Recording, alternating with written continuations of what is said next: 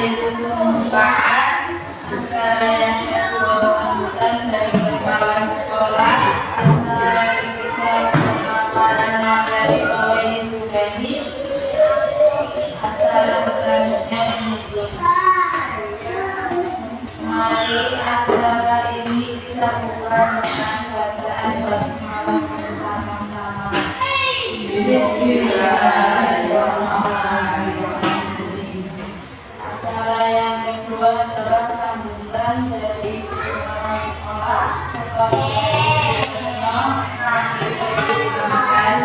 Assalamualaikum warahmatullahi wabarakatuh. Waalaikumsalam warahmatullahi wabarakatuh. Terima kasih kehadirannya hari ini. Seperti yang kita tahu bahwa bulan itu ikut program guru penggerak ya. Jadi hari ini dia mau memaparkan materi lagi ya. Judulnya apa bulan ini materinya? Budaya positif. Nanti kita belajar bersama-sama. Insya Allah tidak ada yang berpengaruh. Nanti banyak ilmu yang bisa dari sini bisa dipraktekkan di rumah. Sedangkan kalau ada yang masih bingung boleh bertanya. Nanti juga ada diskusi ya, boleh ya. Ya, nanti insya Allah akan dipandu selama kurang lebih 1 jam. Jadi, ya mungkin itu saja yang bisa saya sampaikan.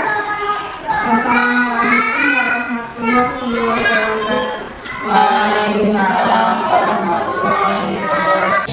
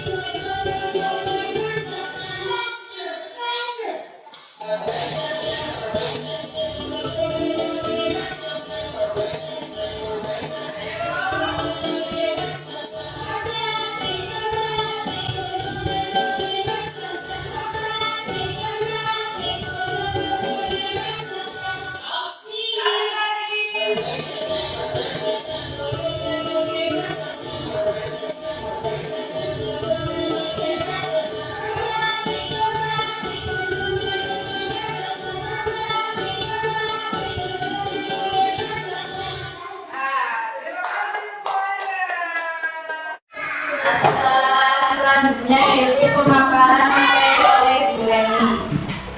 Oleh Ibu Leni kami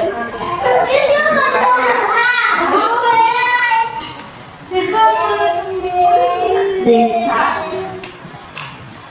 Ya, assalamualaikum warahmatullahi wabarakatuh. Waalaikumsalam warahmatullahi wabarakatuh.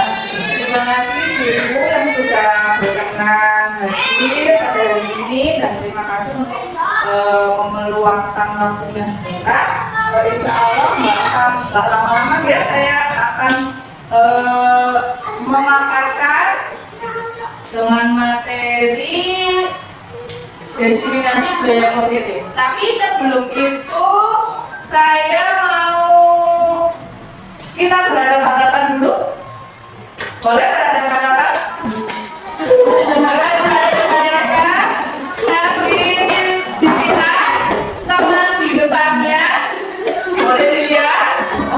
Mungkin ibu-ibu kami sudah sampai habis ngurus anak-anaknya. Kita saling tatap-tatapan, pandang-pandangan, dilihat muka temannya. Nah, di sini kita mari senyum selama 30 detik.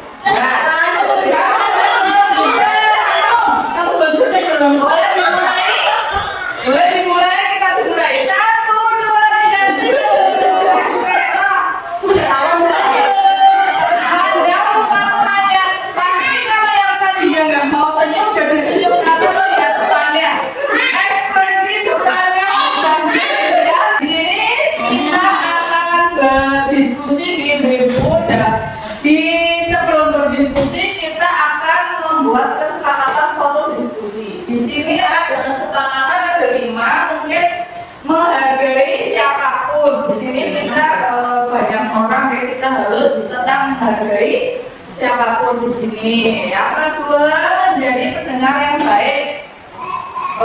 Kita sebentar untuk mendengarkan apa yang mungkin saya sampaikan dan mungkin nanti apa yang teman-teman nanti akan disampaikan juga mungkin dalam diskusi. Yang ketiga, menghargai pendapat akan diskusi. Mungkin nanti ada pendapat-pendapat dari teman-teman kita tampung, kita juga harus menghargai setiap pendapat yang masuk. Yang keempat, meminta izin saat keluar ruangan.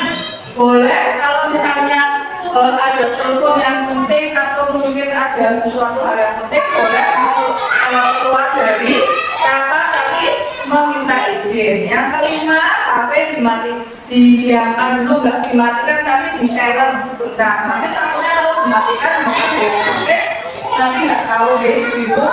Kira-kira ada yang perlu ditambahkan atau cukup?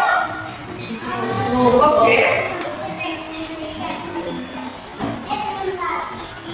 Sudah.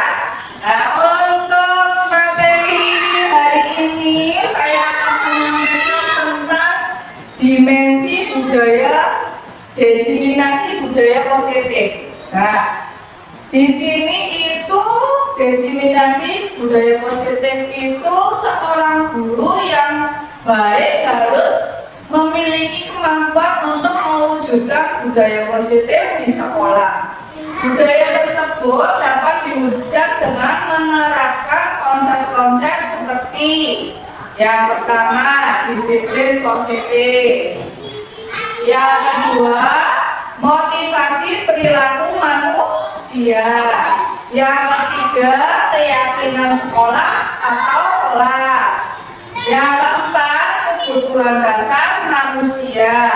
Yang kelima, posisi kontrol, restitusi, dan yang keenam, juga restitusi. Nah, di sini nanti saya akan menjabarkan satu-satu ibu biar jelas. Disiplin positif. Dengan kata-kata disiplin positif, apa yang ada di benak saudara-saudara semua? Kira-kira disiplin positif itu apa? Boleh? Ada yang berpendapat? Silakan. Misalnya perbuatan apa tentang apa gitu. Disiplin positif apa yang terlintas? Silakan.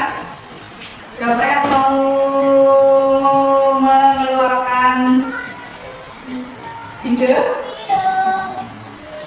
Disiplin positif. Nah, di sini mari kita pelajari. Nah, disiplin positif itu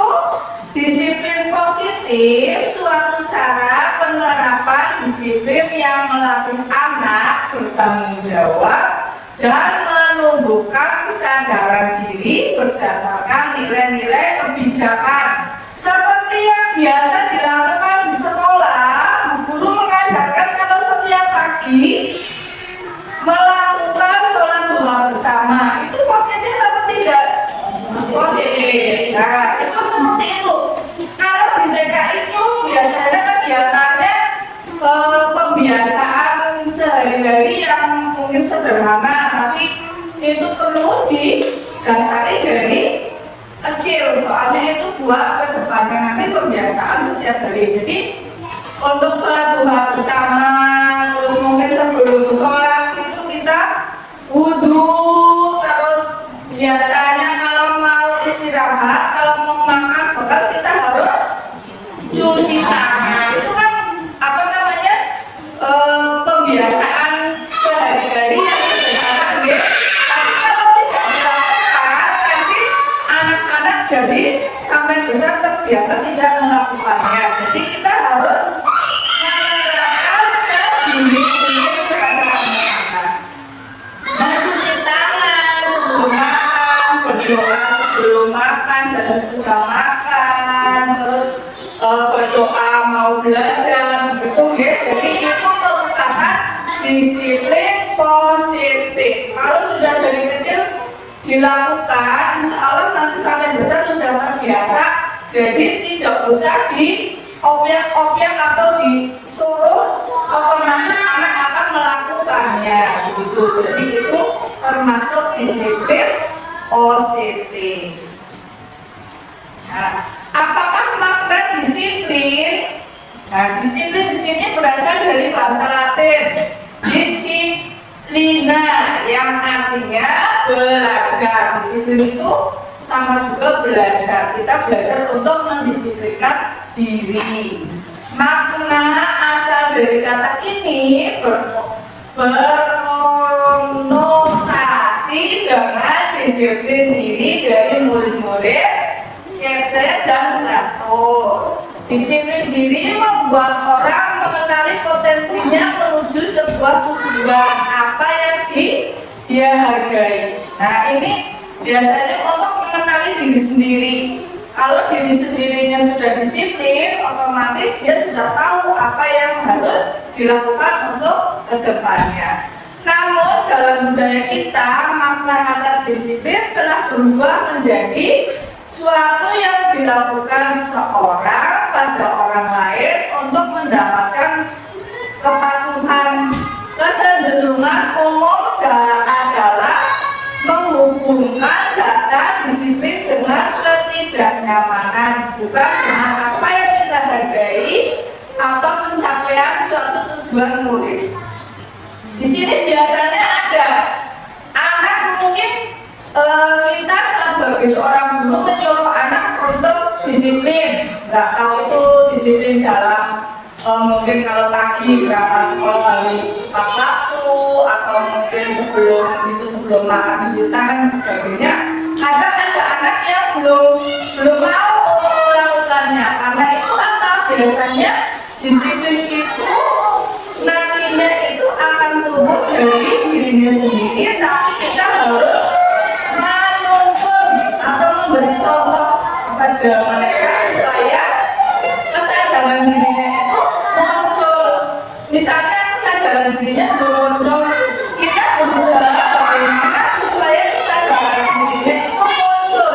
Jadi kita harus memberi contoh, mengarahkan supaya kesadaran dirinya itu muncul dan mau melakukan disiplin positif.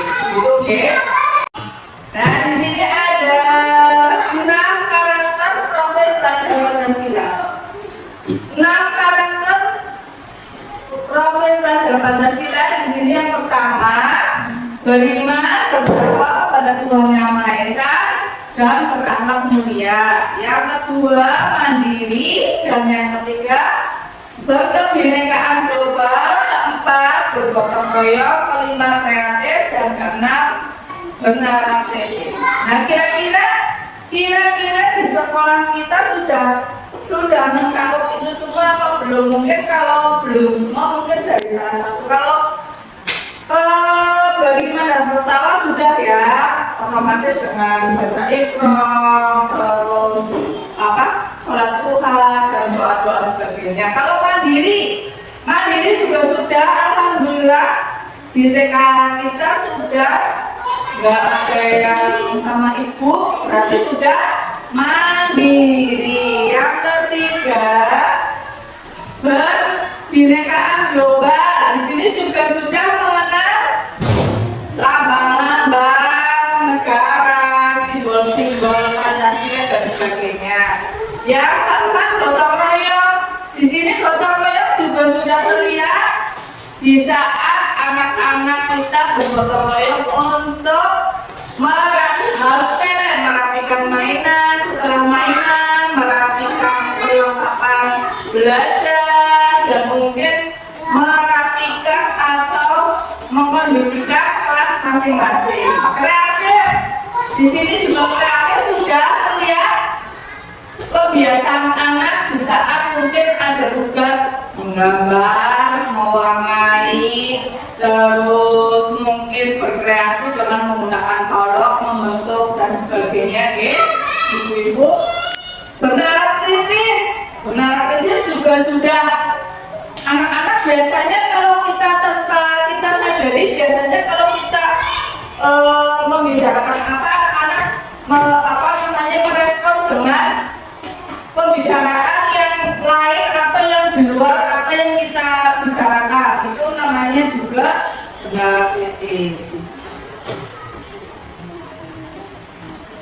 Motivasi perilaku manusia. Apakah itu motivasi? Motivasi apa, Bu? Motivasi. Apakah Anda memerlukan motivasi? Motivasi diri, motivasi hidup. Nah, motivasi. Teori motivasi perilaku manusia. Di sini ada motivasi eksternal,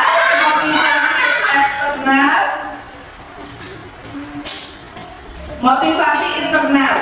Nah, tujuan disiplin positif itu internal. Nah, di sini ada 3 untuk menghindari ketidaknyamanan atau hukuman.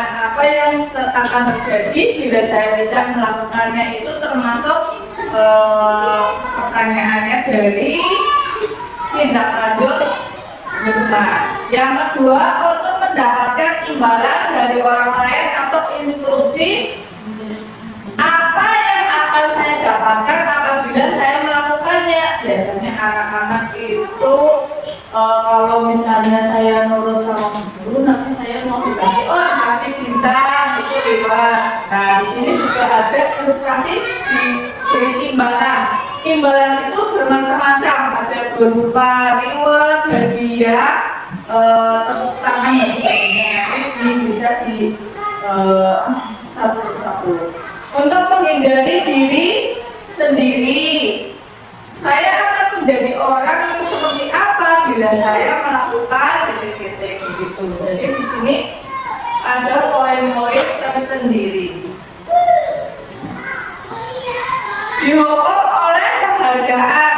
Dihukum oleh penghargaan itu maksudnya penghargaan berlaku sama dengan hukuman dalam arti meminta atau membujuk seseorang melakukan sesuatu untuk memenuhi suatu tujuan tertentu dari orang yang meminta atau membujuk. Dorongannya eksternal dan akan ada faktor ketergantungan. Beberapa dampak dari pemberian penghargaan. Nah, di sini biasanya ada dampak.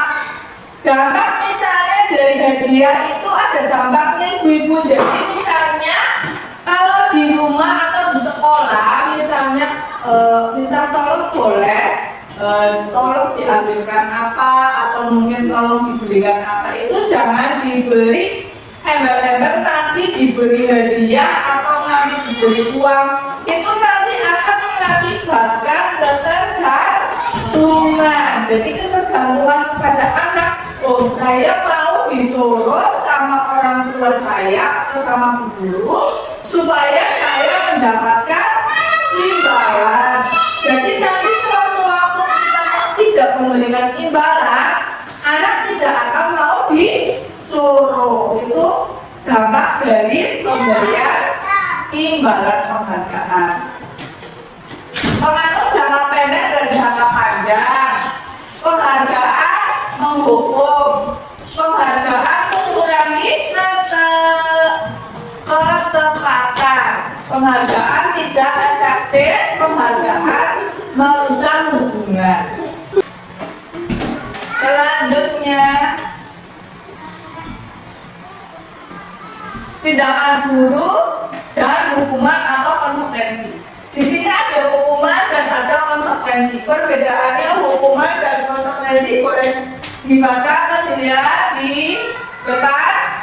Mencatat 100 kali di dalam buku kalimat. Biasanya kalau anak-anak SD seperti itu, suruh mencatat kamu 10 kalimat di buku full, gitu. Itu namanya hukuman. Itu namanya hukuman.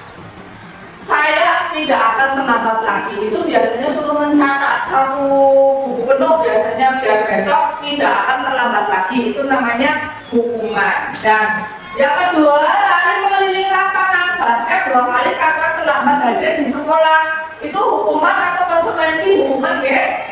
Hukuman juga itu hukuman. Murid diminta untuk push up 16 kali. Itu juga hukuman. Itu semuanya termasuk hukuman. Oh, berarti yang kedua hukuman fisik, yang pertama itu bukan fisik ya, hukuman suruh menulis.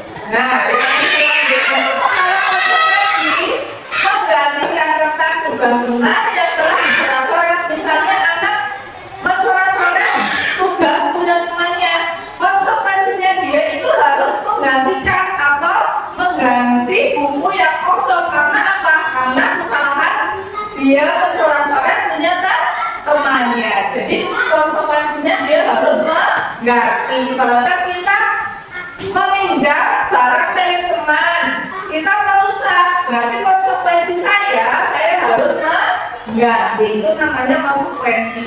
Beda sama hukuman. Misalnya saya pinjam barang merusak, saya dihukum karena kerusakan barang yang saya pinjam itu nggak bisa, karena itu namanya konsekuensi dari diri kita, karena kita meminjam dan rusak. Itu konsekuensi saya untuk mengganti. Membersihkan tumpahan air di meja karena tersenggol pada saat belajar, itu juga konsekuensi karena perbuatannya kurang berhati-hati. Selanjutnya, keyakinan sekolah atau kelas. Di sini biasanya kalau di TK itu keyakinan sekolah atau kelas dibuat dari guru bersama murid. Biasanya ditanyakan dulu. Guru berperan untuk mewujudkan keyakinan sekolah atau kelas dengan kesepakatan antara guru dan murid. Biasanya di kelas itu kita melakukan anak-anak kalau udah di dalam kelas kita harus duduk. Itu namanya keyakinan kelas. Ibaratnya sama saja dengan peraturan di dalam kelas. Kalau sudah di dalam kelas kita tidak boleh lari. Itu disepakati bersama. Berarti keyakinan kelas yang kita buat kalau sudah masuk ke kelas tidak boleh lari. Setiap hari harus diingatkan kalau setiap hari masuk ke kelas. Keyakinan kelas harus kita sepakati antara guru dan murid. Nggak boleh hanya guru yang menyepakati. Misalnya guru menentukan sendiri keyakinan kelas yang akan disepakati di kelas, itu tidak bisa. Karena apa? Nanti keyakinan kelas akan dilakukan antara guru dan siswa. Jadi kita sepakati dan kita tawarkan kepada anak-anak, keyakinan kelas pada hari ini dibuat untuk seterusnya. Jadi kita bersepakat ya teman-teman, kalau sudah di dalam kelas kita harus duduk, tidak boleh lari. Jadi untuk besok-besok kalau misalnya masuk ke kelas kalau lari, kita hanya mengingatkan keyakinan kelas kita kemarin apa. Anak-anak pasti sudah langsung tahu kalau di kelas tidak boleh lari. Nah, itu keyakinan kelas. Maka apa? Kita harus mentaati peraturan yang sudah dibuat keyakinan kelas pada kelas kita. Itu tinggal setiap hari diingatkan keyakinan kelasnya itu apa. Mungkin tidak boleh lari di kelas, terus tidak boleh makan pada saat kita belajar, terus mungkin kalau mau buang air besar atau buang air kecil kami dengan guru. Terus mungkin sebelum istirahat kita merapikan perlengkapan yang sudah dipakai itu begitu. Kalau di TK itu seperti itu, ibu-ibu. Nah, terus selanjutnya yang mana yang merupakan keyakinan kelas dan mengapa? Di sini ada contohnya. Kesepakatan kelas dan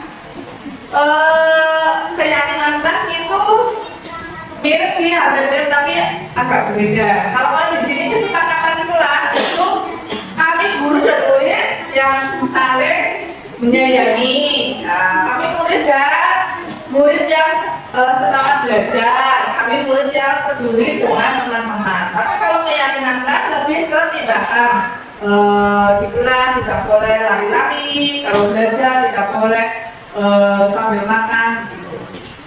Menjaga kemudian. Nah, ini yang sebelahnya itu keyakinan kelas dalam tepat waktu mengucapkan salam. Nah, kita sepakat kalau kita datang masuk ke kelas harus mengucapkan salam. Menjaga kebersihan sekolah. Nah, kita sepakat juga untuk saling menjaga kebersihan di sekolah. Berdoa sebelum dan sesudah kegiatan itu biasa dilakukan, makanya sudah menjadi kesepakatan kelas berdoa sebelum dan sesudah melakukan kegiatan. Aktif dalam pembelajaran dan tertib. Biasanya kita sepakati dulu. Kalau misalnya nanti belum ada yang sepakat, misalnya dengan anak-anak, jangan begitu Bu Guru atau gimana, kita bisa diganti maunya seperti apa.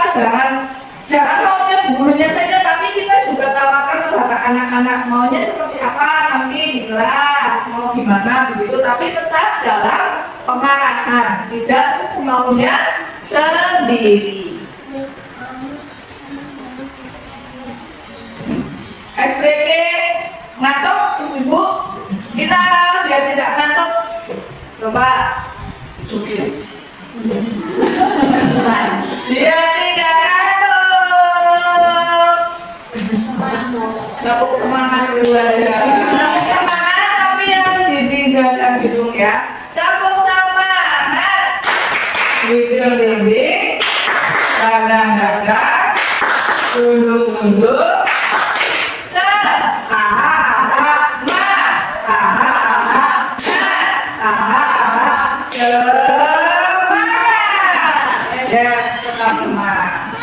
selanjutnya kebutuhan dasar manusia. Kira-kira kebutuhan dasar manusia itu apa aja? Kebutuhan dalam Makan. kebutuhan sandang, kebutuhan kebutuhan pendidikan, kebutuhan semuanya kita butuh. Nah, di sini kebutuhan dasar manusia adalah kasih sayang dan rasa diterima. Kita butuh kasih sayang tidak ibu? Butuh. Oh, siapa yang nggak mau disayangi? Kasih sayang, terus rasa diterima juga, terus penguasaan, kesenangan, kebebasan. Nah, di sini itu banyak sekali kebutuhan dasar manusia. Ibaratnya kita setiap hari kita harus memenuhi semua kebutuhan kita, otomatis di sini. Nah, selanjutnya tadi kasus suatu ketika ibu guru sedang bingung menghadapi ulah salah satu muridnya yang suka meminta bekal punya temannya. Nah, di sini kasusnya itu ada anak yang sukanya meminta bekal punya temannya. Jika Anda mengalami hal seperti itu, apa yang Anda lakukan? Yang dilakukan apa itu, Bu? Menegur, boleh.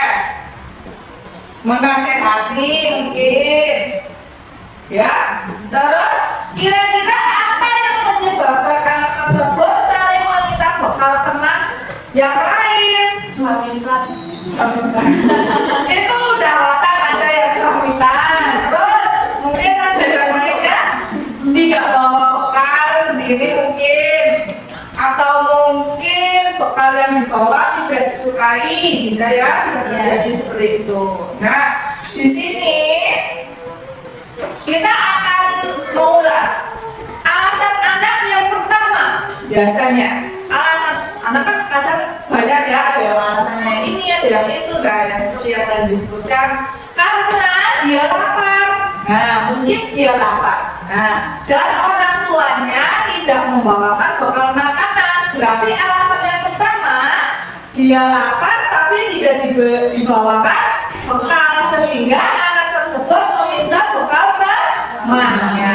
Maka kebutuhan dasar yang sedang dia penuhi adalah kebutuhan dasar untuk bertahan hidup, karena dia lapar. Aku lapar tapi tidak bawa bekal, sehingga dia meminta bekal temannya untuk memenuhi kebutuhannya, menghilangkan rasa lapar untuk bertahan hidup. Itu namanya untuk bertahan hidup, dia meminta bekal temannya. Itu alasan yang pertama.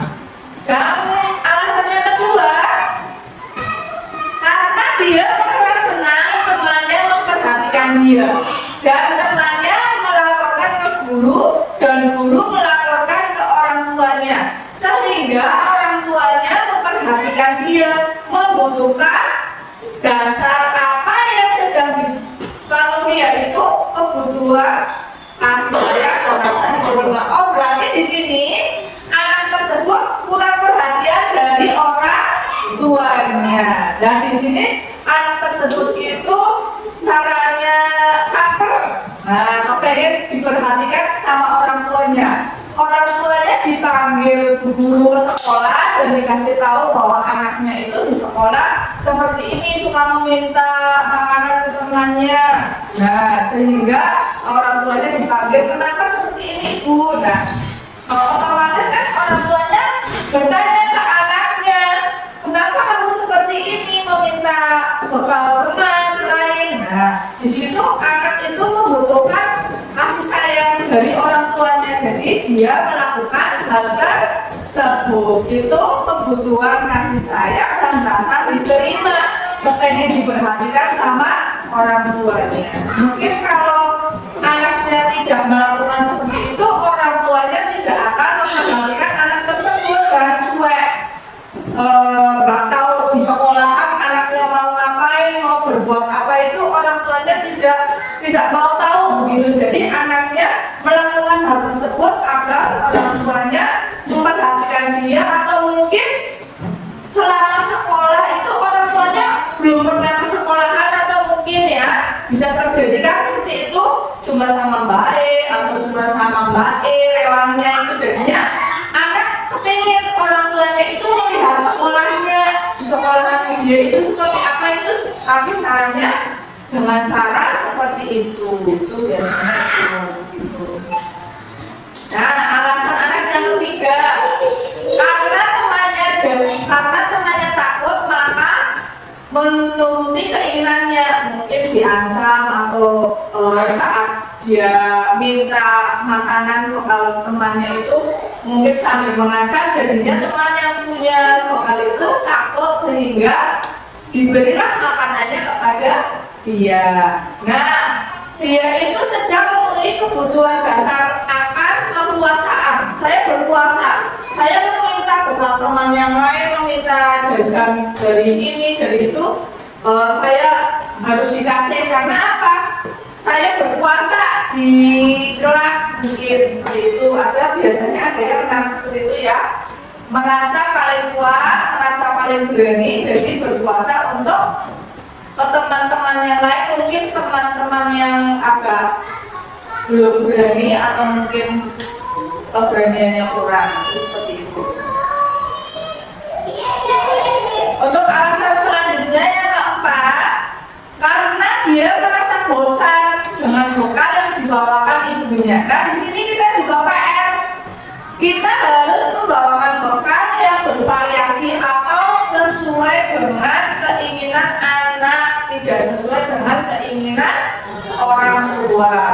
Seperti kemarin di kelas saya itu ada yang bawa bekalnya sama nugget sama sosis, tidak dimakan, cuma dibuka terus dilihat, terus malah apa? Malah liatin bekal temennya, nyimit, minta punya temennya. Nah, kamu bekalnya nggak dimakan, kenapa? Aku nggak suka makan sama nugget. Dan bilang sama bu guru besok, bilang sama orang tua kamu besok minta jangan bekal sama nugget, aku nggak suka. Nah, akhirnya tadi bekalnya itu sama bubur habis bersih. Tuh, berarti dia memang tidak suka bekalnya itu menggunakan nugget gitu. Jadi kita harus tahu, karena ibunya selalu membawakan bekal yang sama sehingga ingin mencoba bekal temannya. Mungkin kadang ada anak juga yang tukar makanan ya. Biasanya selanjutnya kita berinteraksi dengan teman yang di samping. Boleh dipegang mudah baru temannya. Yuk, kita halo teman.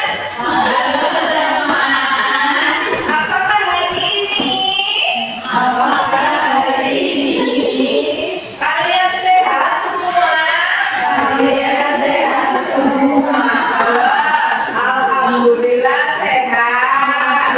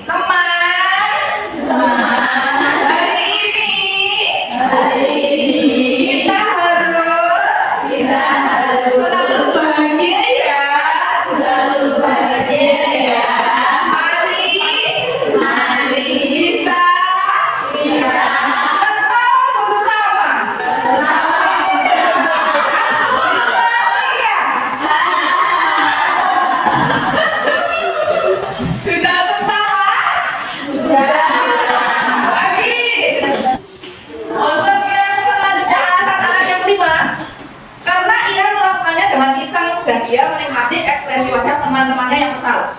Karena makanannya diambilnya, maka ia senang dan sedang berusaha memenuhi kebutuhan akan kesenangan. Ada yang juga anak yang senang usil. Nah, dia itu merasa senang melakukan hal tersebut.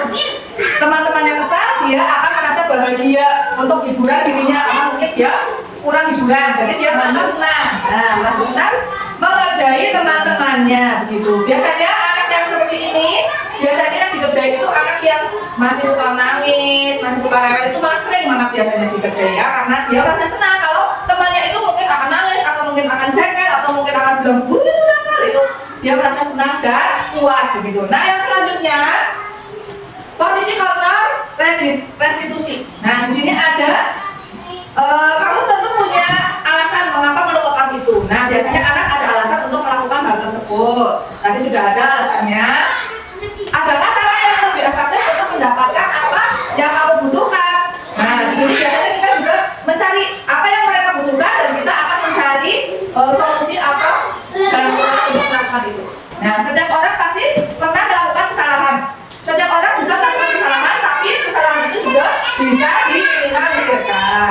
Kamu bukan satu-satunya yang pernah melakukan hal ini. Biasanya tidak hanya satu atau dua orang yang dapat melakukan kesalahan. Semua orang bisa melakukan kesalahan karena mungkin ada kekurangan dan kelebihannya mereka masing-masing. Nilai-nilai apa yang telah kita sepakati? Nah, di sini biasanya kita di sekolah juga harus membuat kesepakatan dan nilai-nilai apa yang telah kita sepakati bersama di dalam sekolah. Jadi seperti orang yang seperti apa? Biasanya anak didik kita atau ke anak kita biasanya ingin menjadikan anak itu seperti apa. Tetapi di sini juga kita harus melihat potensi diri dari anak tersebut. Kita tidak bisa memaksakan kehendak kita untuk kepengen menjadikan anak itu seperti apa karena anak itu bukan robot. Jadi anak itu harus kita bisa apa yang dia mau, apa yang dia inginkan, kita juga harus melihat itu. Nah, di sini sudah disampaikan tadi kasus-kasus yang biasanya terjadi di sekolah atau mungkin di rumah. Itu biasanya kita anak-anak itu sedang melakukan hal tersebut itu untuk memenuhi kebutuhan mereka. Mungkin kebutuhan yang seperti tadi, kebutuhan kebahagiaan, kebutuhan utama itu, kebutuhan kasih sayang, kebutuhan ingin dimengerti atau ingin dipahami, itu semuanya pasti yang dilakukan anak-anak pasti ada alasannya, tidak semata-mata untuk anak melakukan tanpa ada alasan. Jadi pada saat anak melakukan hal-hal sekecil apapun, kita harus bertanya kenapa kamu melakukan itu, jangan langsung dimarahi gitu. Selanjutnya, terima kasih, semoga apa yang saya sampaikan tadi bermanfaat untuk Bapak Ibu semuanya. Bisa diambil manfaatnya apabila yang bermanfaat, apabila ada yang tidak bermanfaat jangan ditiru atau diabaikan saja. Terima kasih untuk kehadirannya dari ini saya sampaikan. Semoga kedepannya kita bisa menerapkan apa yang telah saya sampaikan tadi untuk anak didik atau mungkin anak kita semuanya bisa diterapkan, yang bisa diterapkan. Terima kasih semuanya. Wassalamualaikum warahmatullahi wabarakatuh. Waalaikumsalam warahmatullahi wabarakatuh. Sesi diskusi. Siapa yang ingin membuka pertanyaan, nanti siapa juga boleh ada 5 menit jawab atau mungkin nanti saya juga ambil jawab. Siapa? Boleh? Oh iya. Monggo. Perkenalkan diri. Ya boleh perkenalkan diri. Nggak usah berdiri. Ya. Perkenalkan, nama saya Indrianti. Ya. Silakan pertanyaan yang akan di. Kegiatan positif apa saja yang bisa dilakukan di sekolah? Ya, mungkin ada yang bisa bantu jawab? Atau langsung saya yang jawab?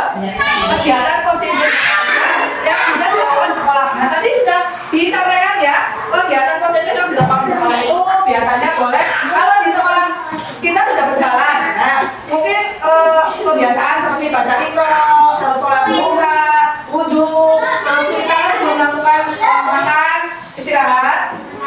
Terus setelah makan bekal, kebiasaannya itu merapikan bekal makanan atau sampah dibuang ke tempat sampah, terus gosok gigi, melatih anak untuk gosok gigi. Nah, kebersihan bagian juga harus dipenuhi di sini. Nah, terus berdoa juga perlu sebelum makan, sesudah makan, sebelum kegiatan juga. Biasanya kita sebenarnya setiap hari itu kebiasaan positif di sekolah itu sudah berjalan. Tapi mungkin kita tidak menyadari bahwa itu semua perbuatan perilaku positif yang harus kita dasari, kita lakukan. Itu seperti itu. Kebiasaan sehari-hari positif. Jawaban dari saya semoga bisa membantu. Untuk selanjutnya Dipersilakan, monggo. Nama saya Siti Nasaro. Kegiatan apa di sekolah untuk memenuhi kebutuhan kebebasan? Kegiatan apa di sekolah untuk memenuhi kebutuhan kebebasan? Nah, biasanya kalau di sekolah itu kebebasannya itu kebebasan kepada anak, kepada anak kita membebaskan walaupun kita sudah menentukan kegiatan pada hari ini, misalnya kita berhitung. Nah, misalnya kita berhitung. Dengan kita berhitung, anak-anak biasanya ada yang sudah bisa berhitung langsung dengan jari, ada yang maunya menggunakan alat.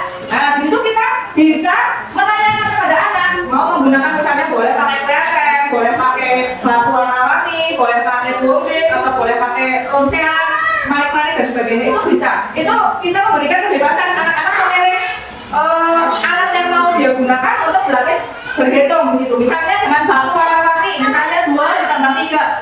Anak suruh mengambil batu 2 dan mengambil batu 3. Di situ anak suruh menghitung batu tersebut. Di situ kita juga memberikan kebebasan kepada anak untuk belajar. Tidak hanya dengan menggunakan buku dan pensil, tapi kita juga bisa menggunakan alat yang lain seperti bermain tadi, menggunakan batu kerikil atau kelereng, tapi dengan kita juga belajar. Begitu Ibu? Bisa dipahami? Bisa, terima kasih. Ada lagi atau sudah cukup? Cukup. Terima kasih untuk semuanya yang sudah berpartisipasi, dan insya Allah tadi pertanyaan dan jawabannya sudah mewakili rekan-rekan semua, Jadi di sini untuk acara hari ini, untuk diskusi hari ini kita cukupkan. Saya kembalikan lagi ke pembawa acara. Ya, alhamdulillah acaranya berjalan lancar. Mari kita tutup dengan bacaan hamdalah bersama. Alhamdulillahirobbilalamin. Assalamualaikum warahmatullahi wabarakatuh. Waalaikumsalam warahmatullahi wabarakatuh.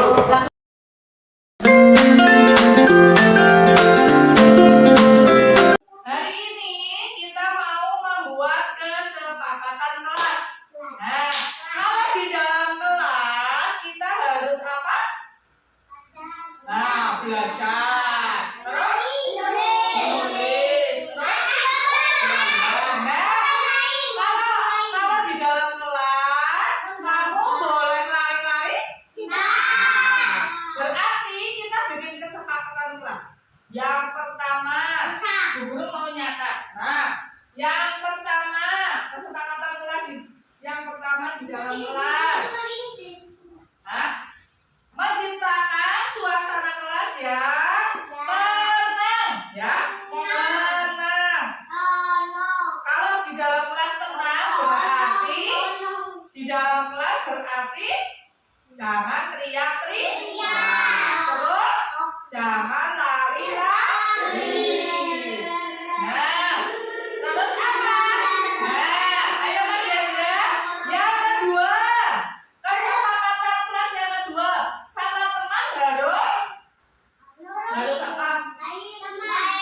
Harus baik, harus sayang, harus berteman. Berarti sama teman harus saling menyayangi, saling sayang.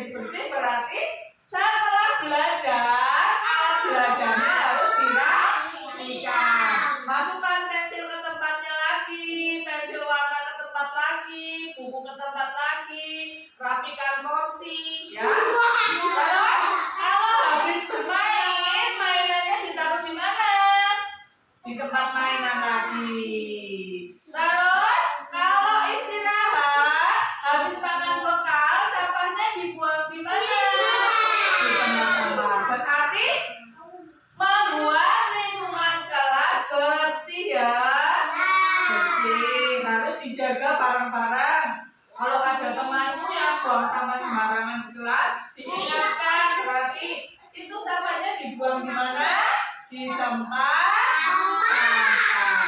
Yang keempat, apalagi?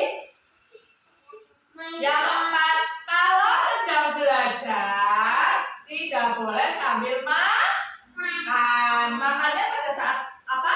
Istirahat. Berarti ya kesepakatannya kalau sedang belajar jangan sambil makan. Oke? Oke, ditulis dulu sama Bu Guru. Nah, jangan makan sambil belajar. Yang kelima apa? Oh iya, yang kelima, kalau mau pipis atau buang air besar harus pamit sama Bu Guru. Pamitnya gimana? Bu Guru mau ke kamar mandi ya. Pamitan saat mau ke belakang. Nah, oke. Ada lagi? Ada lagi kesepakatan lain? Ada lagi enggak? Ada lagi enggak? Apalagi? Oh, kalau mau main bola di mana? Oh, di luar. Berarti jaga ketertiban. Kalau mau main bola di luar ya, jaga ketertiban di dalam kelas. Nah, kalau mau main bola katanya Mas Fahmi, kalau mau main bola di luar. Oke? Apalagi? Ada lagi? Oh ya, biar perasaan. Oh iya, sudah. Ya sudah. Ya dibacakan lagi ya Mas Zahra. Nah, maaf ya. Dibacakan lagi yang pertama. Tadi membuat suasana kelas tenang. Tapi kalau di dalam kelas nggak teriak-teriak, nggak lari-lari, oke? Nah, terus yang kedua, saling menyayangi sama teman. Berarti jangan berat. Semua teman harus sayang, oke? Jangan membuat temanmu nangis, saling menolong. Yang ketiga, jaga kebersihan. Jaga kebersihan. Setelah belajar, alat belajar ditaruh di tempatnya. Nah, terus setelah bermain, ditaruh di tempat bermain. Kalau ada sampah dibuang di tempat sampah. Yang keempat, kalau sedang belajar tidak sambil makan.